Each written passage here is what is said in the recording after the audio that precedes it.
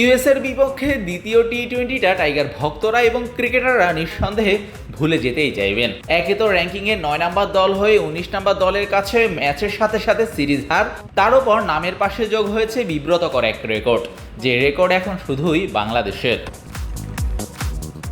International টি-20তে প্রথম দল হিসেবে 100 হারে তেতো স্বাদ পেয়েছেন সাকিবরা, যেটার জন্য ম্যাচ লেগেছে 168টা। 100 হারের বিপরীতে জয় মাত্র 64টা। বাকি 4 ম্যাচ পরিত্যক্ত। জয় হারের অনুপাত 0.64, অর্থাৎ প্রতি 100 হারের বিপরীতে জয় মাত্র 64টা।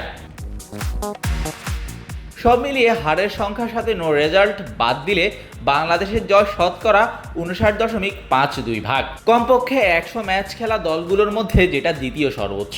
সবার উপরে জিম্বাবুয়ে, যাদের মোট ম্যাচের 65.51%ই হেরেছে তারা।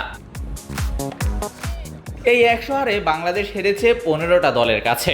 বাংলাদেশকে আন্তর্জাতিক টি-20তে হারানো পঞ্চম দল যুক্তরাষ্ট্র, যারা সহযোগী সদস্য হিসেবে বাংলাদেশকে এই স্বাদ দিয়েছে। বাকি 4 দল আয়ারল্যান্ড, স্কটল্যান্ড, হংকং এবং নেদারল্যান্ডস। আইরিশদের এখন টেস্ট স্ট্যাটাস থাকলেও 2009 সালে যখন বাংলাদেশকে তারা হারিয়েছিল তখন তাদেরও ছিল না টেস্ট স্ট্যাটাস। ইন্টারন্যাশনাল টি-20তে দ্বিতীয় সর্বোচ্চ হার ক্যারিবিয়ানদের। 193 ম্যাচে তাদের হার 99টা। 3-এ থাকা লঙ্কানরা 189 ম্যাচে হেরেছে 98টা ম্যাচ। শাহরিয়ার শাওন, স্পোর্টস বাংলা।